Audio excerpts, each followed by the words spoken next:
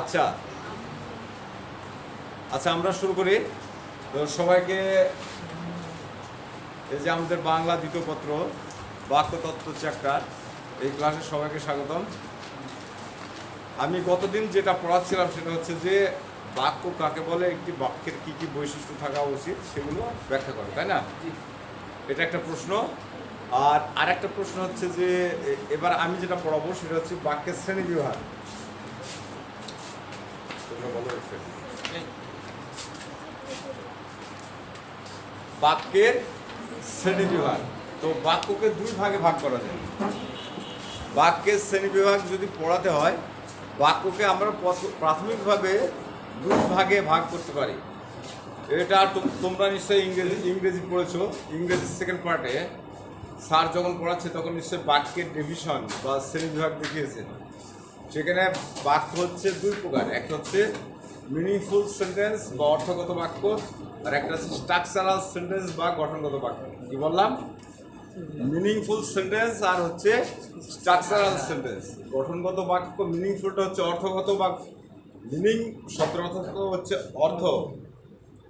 এখন মিনিংফুল মানে অর্থগত, আর সেন্টেন্স মানে বাক্য, তাহলে অর্থগত বাক্য। আর স্ট্রাকচারাল শব্দের অর্থ হচ্ছে গঠনগত। স্ট্রাকচার হচ্ছে গঠন, আর অ্যাডজেক্টিভ হচ্ছে স্ট্রাকচারাল। তাহলে এই স্ট্রাকচারালটা বাংলা অর্থ হচ্ছে গঠনগত, আর সেন্টেন্স মানে বাক্য, তাই না? তাহলে আমরা যদি কেউ বলে যে বাক্য কত প্রকার, তাহলে আমরা বলবো যে প্রাথমিকভাবে বাক্যকে দুই ভাগে ভাগ করা যায়। একটা হচ্ছে মিনিংফুল বা অর্থগত বাক্য, আর একটা হচ্ছে স্ট্রাকচারাল সেন্টেন্স বা গঠনগত বাক্য। এখন আমরা প্রথমে অর্থগত বাক্য নিয়ে আলোচনা করব। আমি প্রথমে বাক্যটা নিয়ে আলোচনা করব অর্থগত। অর্থগতভাবে বাক্য তোমরা জানো, যেটাকে মিনিংফুল সেন্টেন্স বলে। এই অর্থগত বাক্যের ইংরেজিতে যেটাকে বলা হয় হচ্ছে মিনিংফুল সেন্টেন্স, সেগুলো হচ্ছে পাঁচ প্রকার। ইংরেজির মধ্যে পড়া আছে assertive, interrogative, imperative, operative, exclamatory, তাই তো? পাঁচ প্রকার। ঠিক বাংলাতেও ওই পাঁচ প্রকারই আছে। এখন ওই বাক্যগুলোর হচ্ছে বাংলা হচ্ছে কি, প্রথম হচ্ছে অ্যাসার্টিভ, সাধারণ বা বিবৃতিমূলক বাক্য। ইন্টারগেটিভ মানে প্রশ্নবোধক বা জিজ্ঞাসাসূচক বাক্য। ইম্পারেটিভ হচ্ছে আবেগ বা আবেগসূচক বাক্য। অপারেটিভ হচ্ছে ইচ্ছাসূচক বাক্য। আর এক্সক্লেমেটরি হচ্ছে বিস্ময়বোধক বাক্য।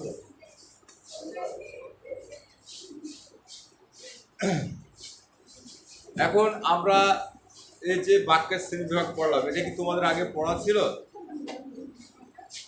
এটা নিশ্চয় আগে পড়া ছিল, তাই না? এইভাবে তোমরা পড়েছো। কিন্তু বাক্য কিন্তু এটা প্রাথমিকভাবে দুই ভাগে ভাগ করা যায়। একটা হচ্ছে অর্থগত বাক্য, আর একটা হচ্ছে গঠনগত বাক্য। বোঝা গেল? এখন কেউ যদি ফ্রিকোয়েন্ট বা হঠাৎ তোমাকে ধরে ইন অ্যান ইনস্ট্যান্ট, মানে একটি তোমাকে উদাহরণস্বরূপ হঠাৎ করে ধরলো যে বাক্য কয় প্রকার, তুমি তখন কি প্রশ্ন করা উচিত? যে তোমার কি উত্তর দেওয়া উচিত? তখন উত্তর দেওয়া উচিত যে বাক্য হচ্ছে দুই প্রকার। একটা হচ্ছে মিনিংফুল সেন্টেন্স বা অর্থগত বাক্য, আর একটা হচ্ছে স্ট্রাকচারাল সেন্টেন্স বা গঠনগত বাক্য। এখন এবার তারপরে যদি জিজ্ঞাসা করে, ও যদি বলে যে অ্যাসার্টিভ, ইন্টারোগেটিভ, বলবে ওটা হচ্ছে মিনিংফুল সেন্টেন্স বা অর্থগত বাক্যের শ্রেণীবিভাগ। অর্থগত বাক্যের শ্রেণীবিভাগ। আর সিম্পল কমপ্লেক্স কম্পাউন্ড, এটা হচ্ছে গঠনগত বা স্ট্রাকচারাল সেন্টেন্সের শ্রেণীবিভাগ। মানে একটা বাক্যকে আমরা দুই ভাগে ভাগ করতে পারি। একটা বাক্যের দুইটা জিনিস থাকে, একটা হচ্ছে গঠন থাকে, আর গঠনের মধ্যে কি দেওয়া থাকে? অর্থ। আমি বাড়ি যাই, এটা একটা বাক্য, এটা একটা গঠন আছে। এই গঠনের মধ্যে দিয়ে প্রকাশ হচ্ছে কি? অর্থ। গঠনটা তার যেহেতু বাহ্যিক কাঠামো হয়, আউটার স্ট্রাকচার হয়, বাহ্যিক কাঠামো হয়। গঠনটা হচ্ছে কি? বাহ্যিক কাঠামো নয়। যেমন একটা আমাদের হিউম্যান বডি, একটা স্ট্রাকচার আছে প্রত্যেক, এটা হচ্ছে বাহ্যিক কাঠামো। তুমি আমাকে দেখে চিনতে পারবা যে এটা হচ্ছে আমাদের বাংলা স্যার, হ্যাঁ কি না? তোমাকে থেকে আমি চিনতে পারবো, তোমার ওই বাহ্যিক কাঠামো দেখে চিনতে পারবো যে তুমি আমার ওই ছাত্র, ওই ছাত্রী ইত্যাদি। তো অর্থ একটা বাক্যকে মূলত একটা জীবন্ত মানুষের সাথে তুলনা করে। তাহলে অর্থের একটা মানুষের কি থাকে? তার দৈহিক কাঠামো থাকে। যেটাকে বাহ্যিক কাঠামো বলা হয় এখান থেকে পা পর্যন্ত। তাহলে এই কাঠামোটা যদি একটা বাক্য হয়, অর্থাৎ আমাদের হিউম্যান বডি, মানব শরীর যদি একটা বাক্য হয়, তাহলে এর বাহ্যিক কাঠামোটা বা আমরা যেটা গঠন বলছি এটা হচ্ছে কি স্ট্রাকচারাল সেন্টেন্স। আর আমার আত্মা ভিতরের জিনিসটা, অর্থটা হচ্ছে ভিতরের জিনিস নাকি, সেন্টেন্সটা দেখে বোঝা যাচ্ছে এটা হচ্ছে বাহ্যিক, আর ভিতর দিকে অর্থ প্রকাশ করছে সেটা হচ্ছে অর্থ। অর্থটা আমরা ধরি আত্মা, অর্থটা আত্মা বা সোল যাই বলে না। তাহলে আমরা কি পেলাম যে একটা বাক্যের গঠন, বাহ্যিক কাঠামো হচ্ছে তার গঠন, আর তার ভিতর থাকে অর্থ, তার আত্মা। তাই তো? আমার কথাটা বোঝা যাচ্ছে কি? হ্যাঁ, আচ্ছা। এখন ওই অর্থগত বাক্যকে আমরা 5 ভাগে ভাগ করতে পারি। এটা কি তোমাদের পড়া নেই?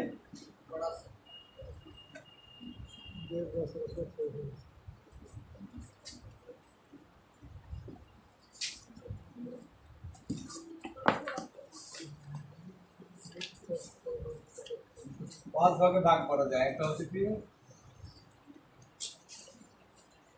বাংলা পড়াচ্ছি, ইংরেজি লিখছি। সাধারণ, সাধারণ বিবৃতি, এটা বিভিন্ন ধরনের নাম আছে। হ্যাঁ,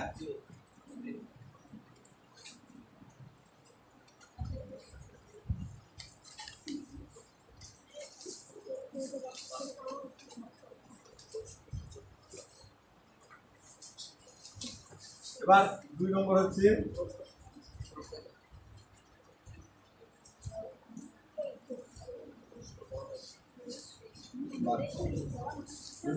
কি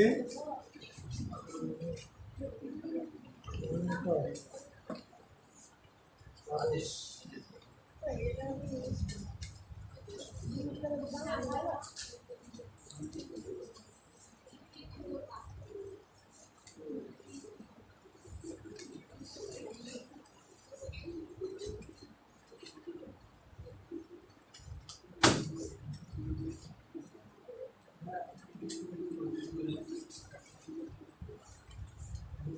আচ্ছা, কেমন আছে?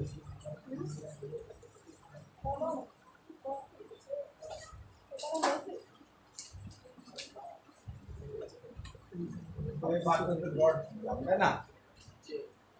আর একটা হচ্ছে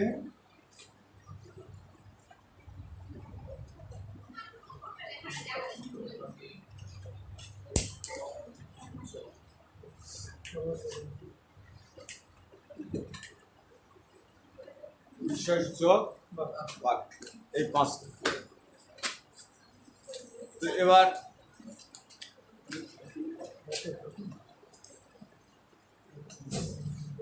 এগুলো বইয়ে আছে, এগুলো বইয়ে আছে,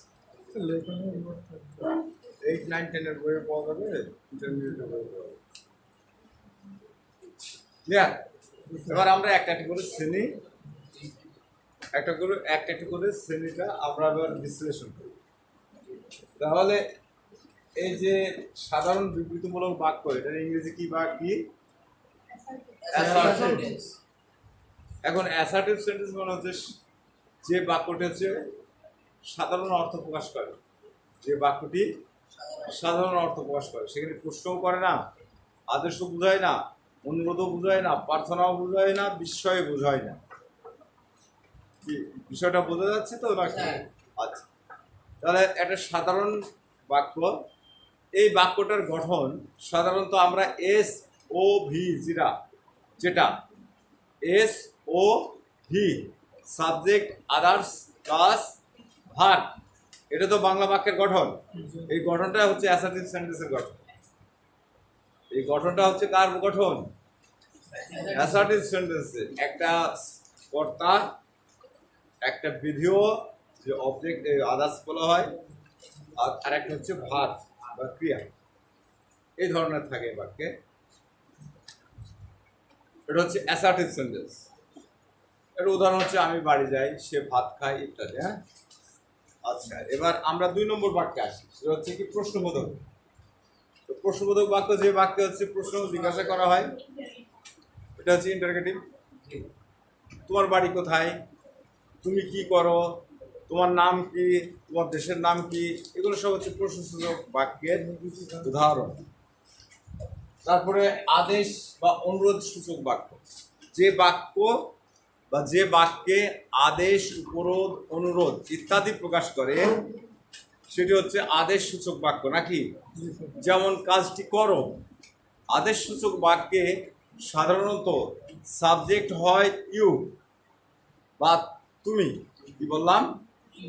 যে আদেশ সূচক বাক্যে সাধারণত সাবজেক্ট হয় ইউ, কিন্তু ইউটা উজ্জ্ব থাকে, আন্ডারস্টুড বা সাইলেন্ট। ওই তুমি উচ্চারণ করা যাবে না। তুমি কাজটি করো এটা বলা যাবে না, তুমি উজ্জ্ব করে দিয়ে বলতে হবে, কাজটি করো। এটা ইংরেজিতে ইম্পারেটিভ সেন্টেন্সে ওই ধরনের স্ট্রাকচার। ইংরেজিতে তো স্ট্রাকচারটা একই। প্রশ্নসূচক বাক্য চিনার আরেকটা পদ্ধতি হচ্ছে কি, জিজ্ঞাসা চিহ্ন থাকে নাকি? আর সাধারণ বিবৃতিমূলক বাক্যে এটা দাঁড়িয়ে থাকে। আবার এই যে ইম্পারেটিভ বা এইটা আদেশ, অনুরোধ বা উপদেশ সূচক বাক্য বা উপদেশমূলক বাক্য, এটাতেও দাঁড়িয়ে থাকে। আর ইংরেজি থাকে ফুল স্টপ। ক্লিয়ার বিষয়টা? কি বললাম যে তুমি উজ্জ্বল রেখে, তুমি সাবজেক্ট, তুমি একটা সেন্টেন্স তৈরি করো। তুমি দিয়ে একটা সেন্টেন্স যদি আমরা তৈরি করি যে তুমি বাংলাদেশে বাস করো, তুমি বাংলাদেশে বাস করো, এবার তুমিটাকে উঠে দাও, বাংলাদেশে বাস করো। এটা হয়ে গেলে ওই আদেশ, উপদেশ, অনুরোধ সূচক বাক্য। তোমাকে আদেশ করা হচ্ছে কি বাংলাদেশে বাস করো। অন্য দেশে তোমাকে বাস করতে আদেশ করা হচ্ছে না। কোন দেশে বাস করতে আদেশ করা হচ্ছে? বাংলাদেশে। তাহলে আমরা আদেশ সূচক বাক্য তো বুঝতে পারলাম নাকি, যে যে বাক্যে সাবজেক্ট তুমি, এটা আমি বোঝার জন্য বলছি, কিন্তু এটা হচ্ছে, এটার সংজ্ঞা হচ্ছে যে বাক্যে সাধারণত আদেশ, উপদেশ, অনুরোধ ইত্যাদি প্রকাশ করে সেটা হচ্ছে আদেশ সূচক বাক্য। এই বাক্যটা এটা হচ্ছে সংজ্ঞা। উদাহরণ হচ্ছে কি, বাড়ি যাও, ভাত খাও, মিথ্যা কথা বলো না, তারপর মনোযোগ সহকারে শ্রেণী কার্যক্রমে অংশগ্রহণ করো ইত্যাদি। বুঝা গেল? এবার হচ্ছে অপারেটিভ সেন্টেন্স বা ইচ্ছা বা প্রার্থনা সূচক বাক্য। এটা হচ্ছে মনের ইচ্ছা প্রকাশ করে বা প্রার্থনা করে। তো প্রার্থনা একটা মানুষের কাছেও প্রকাশ যেতে পারে, আবার ভগবান, আর যে হিন্দু আছে নাকি কেউ, আমাদের মধ্যে কি কেউ হিন্দু আছে? ভগবান, ঈশ্বর, আল্লাহ, যাই বলুন না কেন, এক একজন তো এক একজন দেবতা আছে না, উপাস্য আছে, সেটা সেই নামেই রাখে নাকি? তো সেটাকে বলবে যে হে হে আল্লাহ, তুমি আমাকে সাহায্য করো, বা তুমি দীর্ঘজীবী হও। এটা কি করা হচ্ছে? ইচ্ছা প্রকাশ করা হচ্ছে। আর হে আল্লাহ, তুমি আমাকে সাহায্য করো, হে আল্লাহর পর একটা দাঁড়িয়ে হবে, দাঁড়িয়ে দিয়ে তুমি আমাকে সাহায্য করো, কিন্তু শেষে আবার দাঁড়িয়ে। বুঝা গেল বিষয়টা? এটা হচ্ছে বাংলাতে ইচ্ছা সূচক বা প্রার্থনা সূচক বাক্যের উদাহরণ।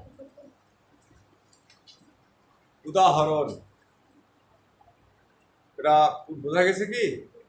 এবার হচ্ছে বিস্ময় সূচক বাক্য, যে বাক্যে সাধারণত মনের বিস্ময় বা দুঃখ প্রকাশ করা হয় বা আনন্দ প্রকাশ করা হয়, সেটি হচ্ছে বিস্ময় সূচক বা আনন্দ প্রকাশক বাক্য। এই বিস্ময় সূচক বাক্যে সাধারণত যে চিহ্নটা ব্যবহার করা হয় ইংরেজিতে বাংলাতে একই সেম চিহ্ন, বিস্ময়বোধক একটা চিহ্ন ব্যবহার করা হয়। একটা দাঁড়িয়ে থাকে, দাঁড়িয়ে নিচে ফোঁটা থাকে, তাই না? এই ধরনের একটা থাকে না, এটা ইংরেজিতেও থাকে, বাংলাতেও থাকে। হাই, পাখিটি কি সুন্দর, এটা শেষে কি হয়? বিস্ময়বোধক চিহ্ন। আর যদি এটাকে ইংরেজিতে বলা ইন্টারজেকশন, যদি বিস্ময়সূচক শব্দটা প্রথমে থাকে, হাই, যদি আমি বলি হাই, এটা বিস্ময়টা এখানে বলবো পাখিটি। এবার আমি লিখবো পাখিটি কি সুন্দর।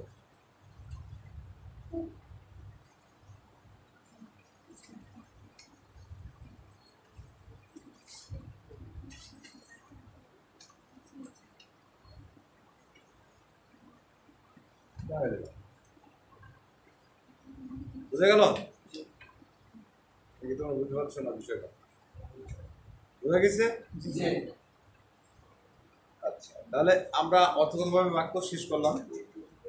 এগুলো প্রশ্ন আসবে যে বাক্য কাকে বলে, অর্থগতভাবে বাংলা বাক্যকে কয় শ্রেণীতে বিভক্ত করা যায়, উদাহরণ সহ আলোচনা। বুঝে গেল? এখন এই অর্থগত বাক্যকে তো আমরা দেখলাম 5 শ্রেণীতে বিভক্ত করলাম। এর ক্ষেত্রে একটা কথা বলা দরকার, এটা আমি বলিনি, সেটা হচ্ছে যে প্রথম যে বাক্যটা আছে সাধারণ বিবৃতিমূলক বাক্য, অ্যাসার্টিভ সেন্টেন্স। অ্যাসার্টিভ সেন্টেন্স দুই ভাগে ভাগ হয়। একটা হচ্ছে অ্যাফার্মেটিভ আর একটা হচ্ছে নেগেটিভ। অ্যাফার্মেটিভকে বলে হাবোধক বাক্য বা অস্তিবাচক বাক্য। কি? হাবোধক বা অস্তিবাচক। অস্তি নাই, অস্তি। বুঝে গেল? এটা কি আমরা এর মধ্যে উচ্চারণ চলে গেছি? আমি কিসের মধ্যে ঢুকে পড়েছি? উচ্চারণ চ্যাপ্টার মধ্যে। এই যে এটা তোমরা উচ্চারণ কি করো?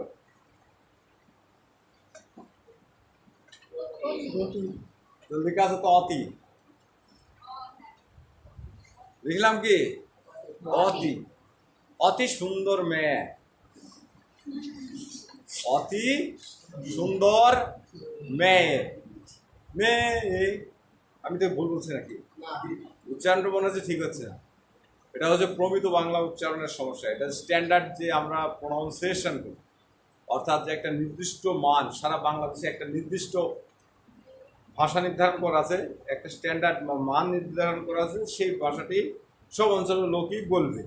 বিশেষ করে অফিসিয়াল ক্ষেত্রগুলোতে আলাপ আলোচনায় আমরা যেটাকে সংলাপ বলি, অথবা দেখা যাচ্ছে সংবাদপত্র পাঠ বা সংবাদপত্র উপস্থাপনা ও আবৃত্তির আবৃত্তি আবৃত্তি পাঠ, আবৃত্তি করা, তারপরে কণ্ঠশিল্পী, যারা মেন কথা হচ্ছে যারা কণ্ঠশিল্পী, কণ্ঠের উপর চলে, তারপরে তার মধ্যে গায়কও আছে, এগুলোর ক্ষেত্রে একটা নির্দিষ্ট ভাষা ব্যবহার করা হয়, সেটা হচ্ছে প্রমিত বাংলা উচ্চারণ।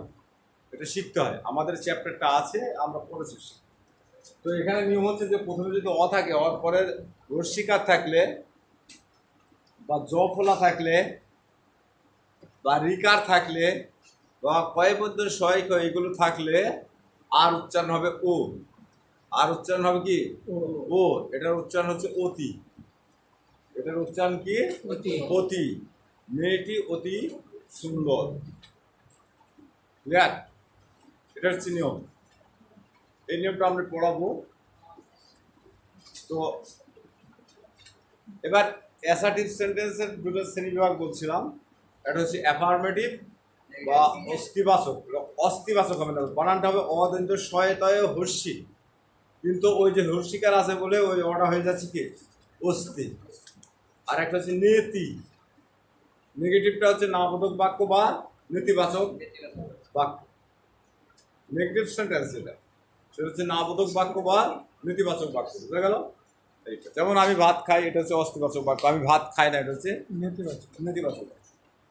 এগুলো প্রয়োজন হবে জানা। এগুলো প্রয়োজন এই কারণে হবে যে আমরা বাক্য রূপান্তর করতে হবে কিছুক্ষণ পর। আমি স্ট্রাকচারাল সেন্টেন্স গঠনগত সেন্টেন্স পড়ানোর পরে তো বাক্য রূপান্তর শুরু হবে। ঠিক আছে? তাহলে এটা ক্লিয়ার তো নাকি?